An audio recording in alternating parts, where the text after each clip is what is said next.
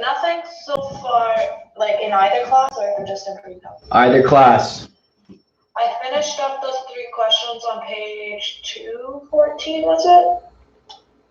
314 in physics? Yeah. Yeah, okay. I took the questions and, I don't know, they're fine. Took me a second to like figure out how to like draw it. Like draw them out, but Yeah. then I had it after I got them drawn. Okay. So you're good at that. You have the momentum assignment given to you. So you should try and get at that today. Pre-calculus, where did we leave off with pre-calculus? You said you were going to put an assignment out for chapter 1 review. And I haven't done that yet? Not that I saw it. Okay. So that's what I'll do right away. Okay. No, that's fine. I wasn't sure where we were at with it. So let me see if I have one ready. Okay, let me see if I have one ready to go here. And that's on transformations.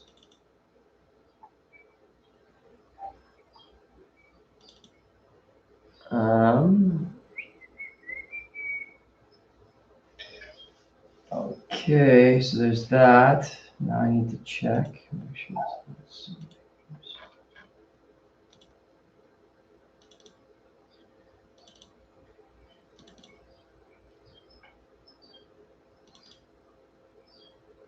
rats. Okay, I'm going to have to make an assignment for you guys for that. I think. So I'll do that. Physics, I'm actually doing that assignment. I like because I'm not really good. So, I find it that we kind of the stuff we did last year. So I like it. Okay, that's ideal. So I'm thinking, okay, let me put that assignment up. You guys work on momentum, and then I'll put an assignment on here for pre-calc. And then tomorrow morning, I will answer questions on both. Okay. I'll make sure I have both the assignments, the pre-cal and physics assignment done for tomorrow. Okay. And I think what I'm going to do is basically, what did I tell? I said to Daleen we'd look at the 3rd chapter. Is that what I said from the other day? I can't remember actually.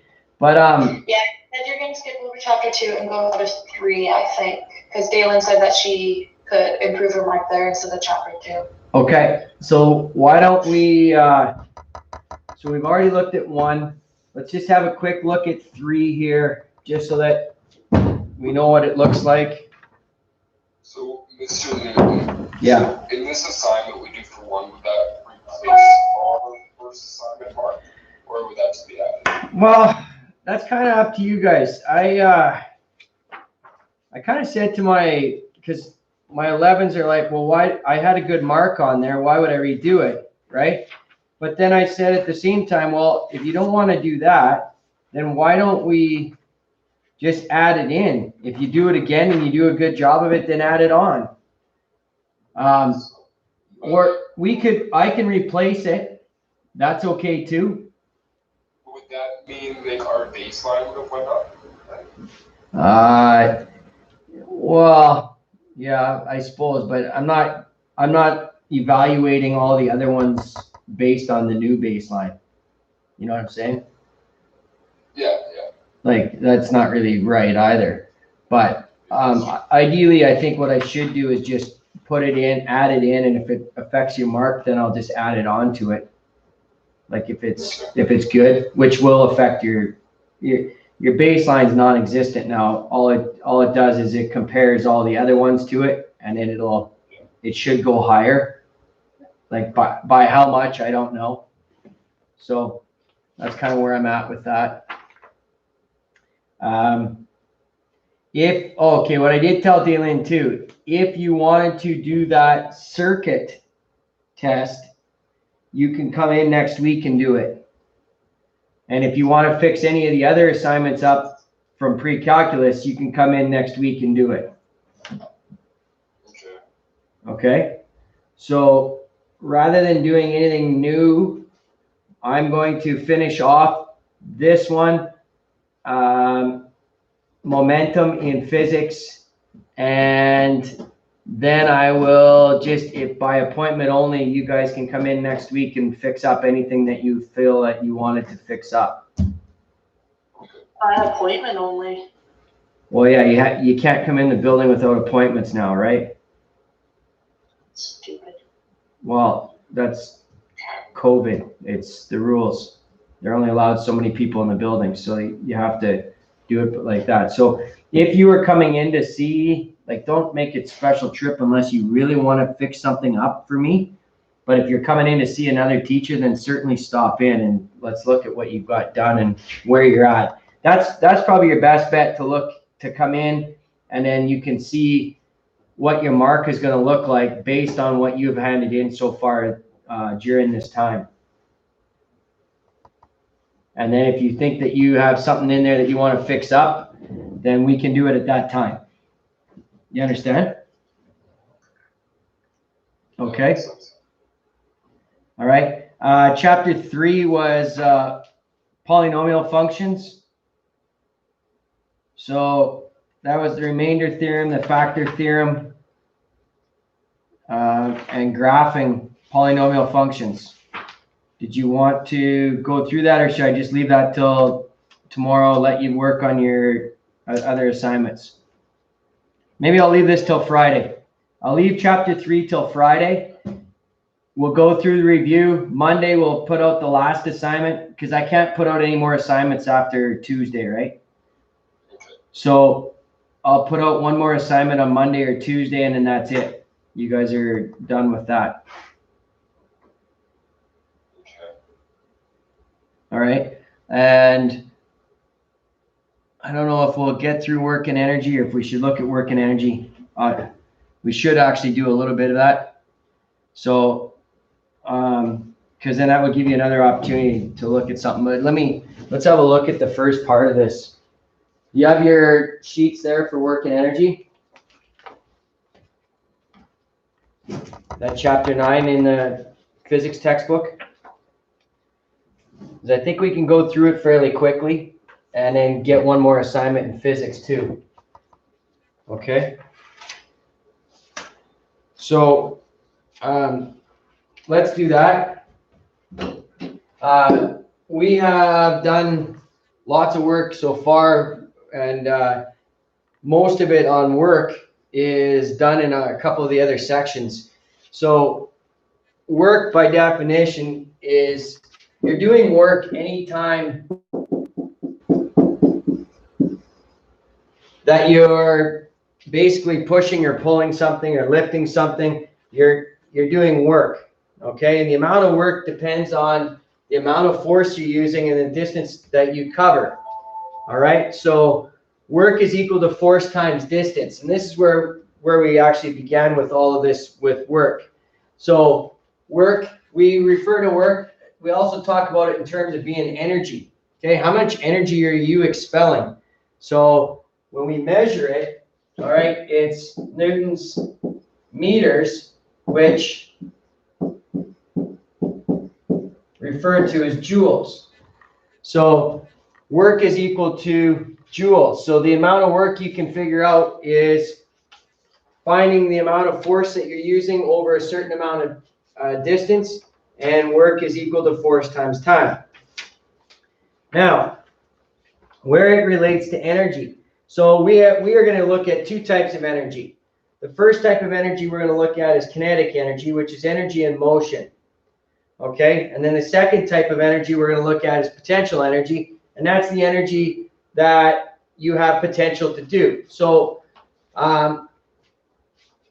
one of the other units, the last electromagnetism unit, we talked about work being equal to kinetic energy. Well, it is. So work is equal to kinetic energy, which is found by taking 1/2 the mass times the velocity squared. And this all comes from force times distance. Now, we don't have enough time to go through all of that, but kinetic energy is energy in motion. And work is essentially equal to, I should put this as kinetic energy is equal to that, and work is equal to your change in kinetic energy. So it's similar to impulse and momentum, where impulse is equal to the change in momentum, work is equal to the change in kinetic energy. So the sample problem they use, they say, what is the kinetic energy of a rock of mass 12 kilograms sliding across the ice at 2 meters per second? So kinetic energy equals 1/2 the mass, which is 12, sliding across the ice at 2 meters per second. So 6 times 4, 24 joules. That's your kinetic. And I'm going to slide through this very quickly because there's, I think this is one of the easier things that you're going to do.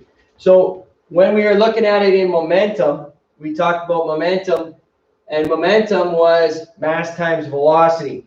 But there is a correlation between the amount of momentum and the kinetic energy. And work, kinetic energy, and the conservation of energy are all tied together. So on page 344, it says, and we learned this in Newton's laws. So, or actually, you would learn this in chemistry. Energy is not created or destroyed in any interaction, but is merely transformed from one type of energy to another. Chris, if you're in the building, could you please call the office, 15,000? In any interaction, the total amount of energy in all forms remains constant. So when we looked at it, momentum,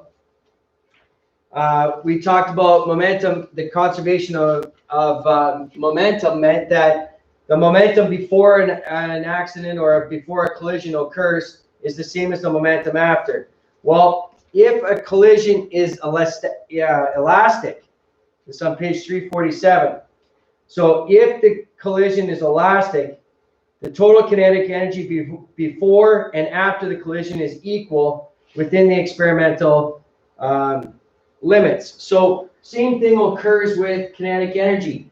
And in chemistry, you look at it in terms of your reactions, the conservation of energy. The energy before the reaction is the same as the energy after the reaction. Same thing works with kinetic energy and in physics. So the kinetic energy before the collision is equal to the kinetic energy after the collision. We call that an elastic collision.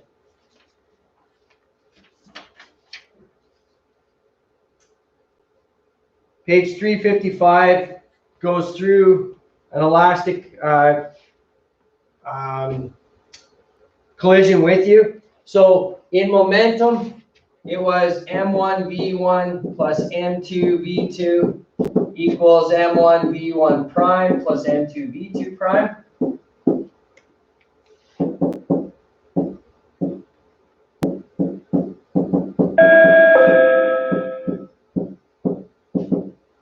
So the kinetic energy before a collision, so two vehicles moving together, each have kinetic energies, they each have momentums, and, whoops, I don't want prime here, I want it squared here.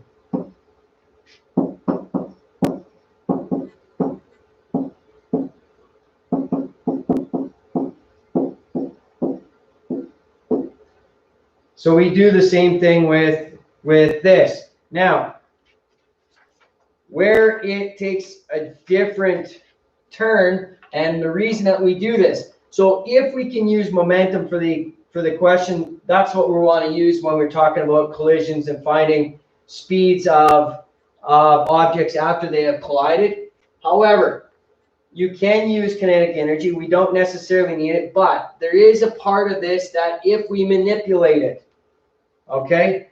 If we manipulate this, so this is on page 355 still, and it talks about,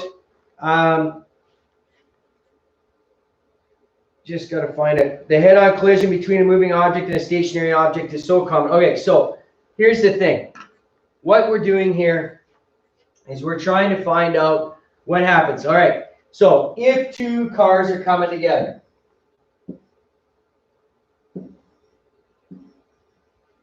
if two cars are moving together, the speed of each car, let's say, is 100 kilometers an hour. They're both doing the speed limit.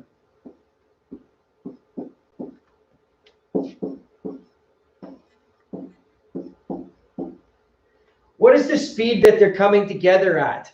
All right, if each one is moving at 100 kilometers an hour, what is the actual speed that they are moving towards each other at? All right, that's the question that we want to ask. So what we do is we make one a reference. Okay, I'm going to make this a reference. I'm going to use it as my frame of reference. So now I'm just going to look at A. And A is approaching B at 100 kilometers an hour. But B is also approaching A at 100 kilometers an hour. So in theory, A is actually approaching B at 200 kilometers per hour. So we refer to that as our frame of reference. Okay, so if A was stationary, or if B was stationary, A would be moving. Connection. Okay, so because B, if it's now moving at 100 kilometers an hour towards A as well, A is actually approaching B at 200 kilometers per hour. And that's why the collisions are so much more violent when you have a head-on collision. So if B was stationary, you would hit it at 100 kilometers an hour, okay? But because it's also moving towards it, you're at 200 kilometers an hour. So the thing that's brand new to you, and this works towards momentum, is what happens if I don't know what one or two of the velocities are.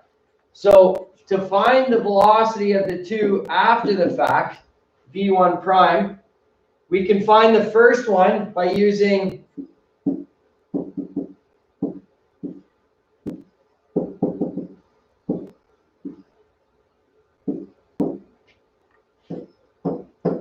so to find the velocity of the first one, if I don't know what the velocity of the second one was after the accident occurred, in an elastic equation, an elastic collision,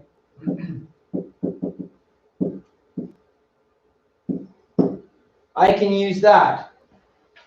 Okay? So let's have a look at an example where we use this. So go to page 358. Like I said, I want to go through this quickly because I think it's something that we can work on next week and do a good job of, and it would be likely the last thing that we would have an opportunity to get at. Okay? So page 358.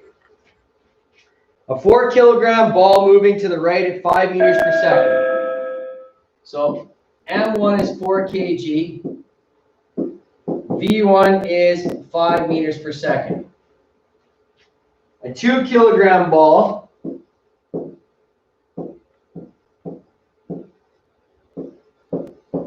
moving left at 4 meters per second. If the collision is elastic, determine the direction and speed of each ball after. All right. So, I'm yelling again. In momentum.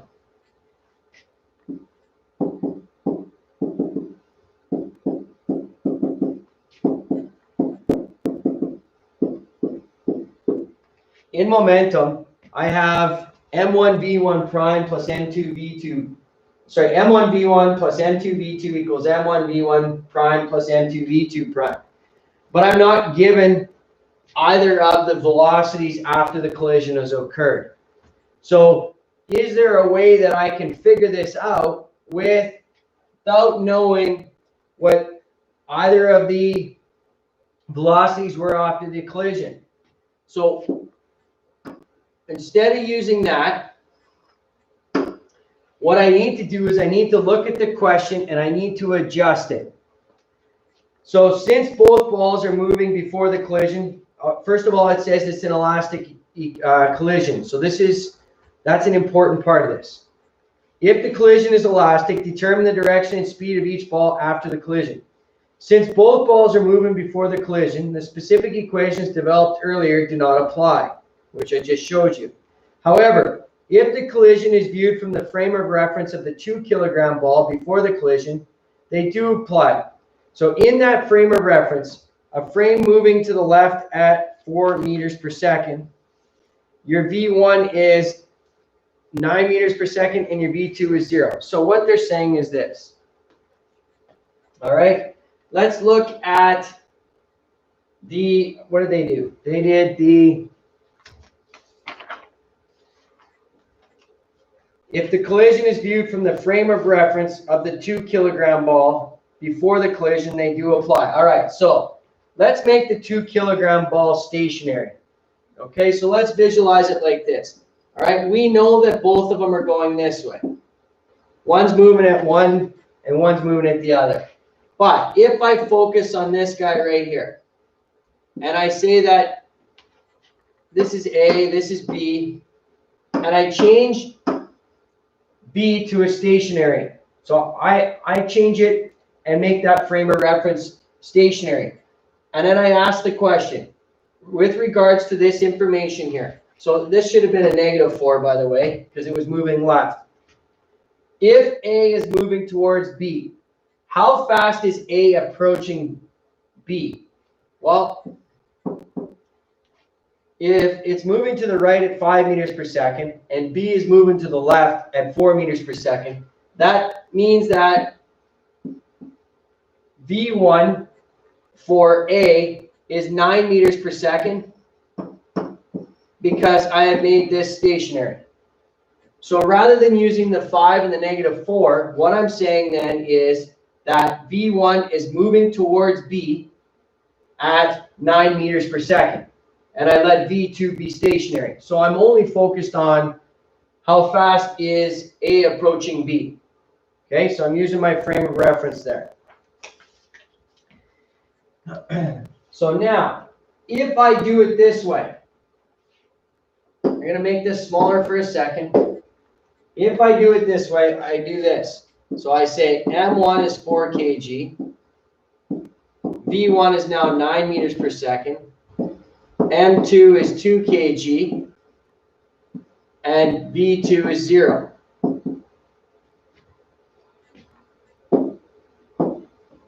Now, because the elastic is the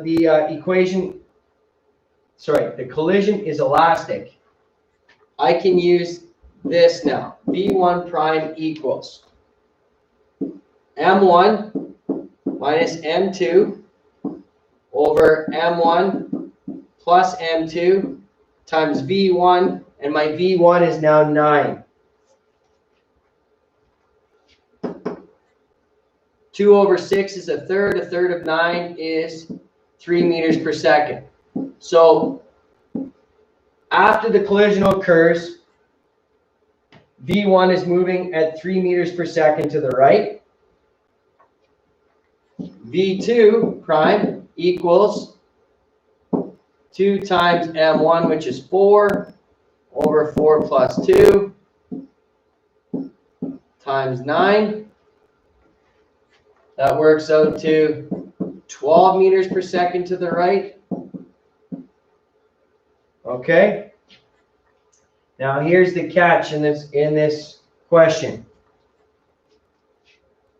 I did this question by changing V2's velocity from -4 to 0, and I added that -4 onto the 9.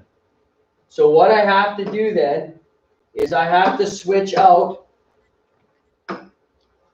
I have to subtract, because it was moving to the left. I have to subtract 4 meters per second from this guy and subtract 4 meters per second from that guy. Therefore, my V1 prime. So instead of going 3 meters per second to the right, I subtract the 4 meters per second. I get -1 meters per second, which is 1 meters per second to the left. So what that says is that ball A, after the collision, is going to reverse and rebound and go 1 meter per second to the left. And ball B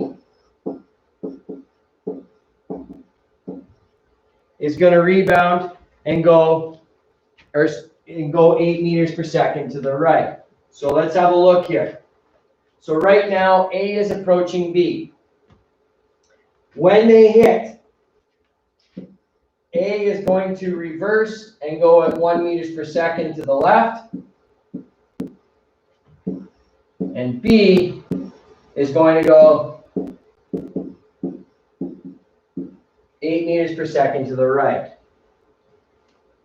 So the one significant change between momentum and using kinetic energies, all right, in order to solve these questions, the one significant change is this. I don't have the information, any of the information after the collision occurs. But the moment that they say it's an elastic collision, what I do is I change and I take my second one and I make it a frame of reference, meaning if I'm looking at B, how fast is A approaching B? So I leave B as a stationary part. Okay, so A is approaching B.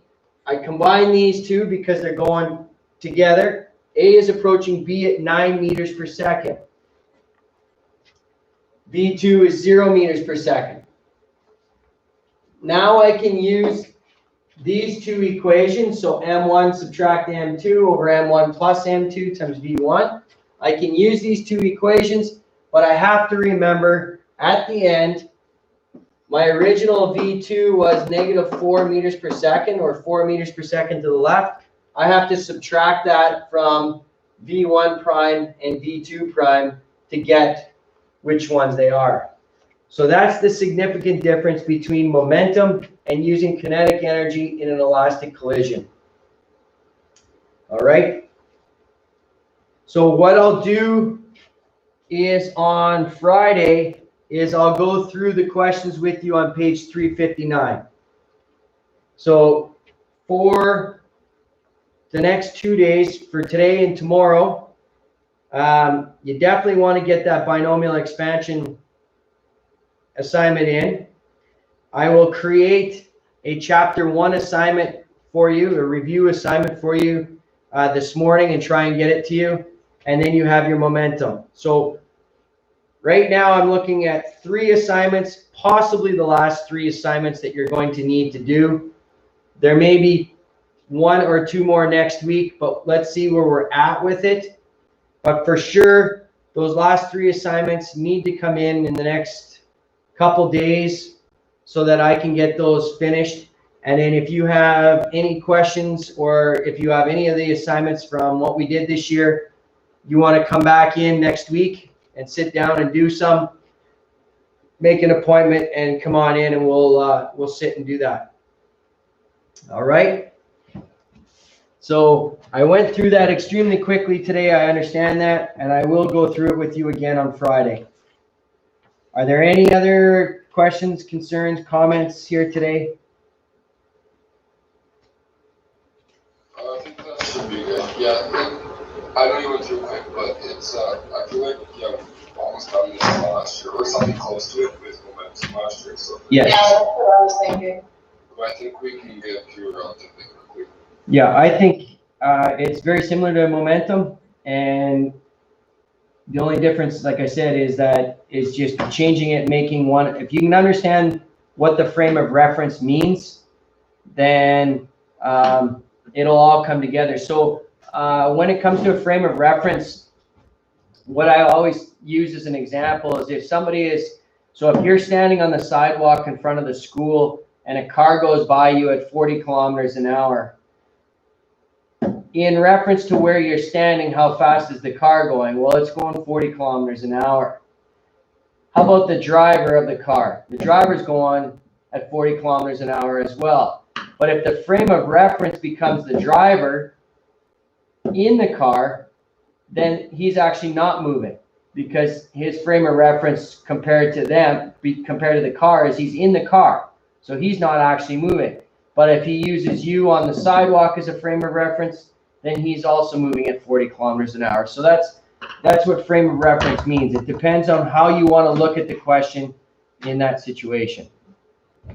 Okay? You sure you have no other questions today, pre-calc or physics? No, I think it's good. I need to finish these assignments. Not you. Okay, well, you're getting some rain, so you won't be in the field. You can get some of these assignments done. I gotta work at one though, so. All right. Okay.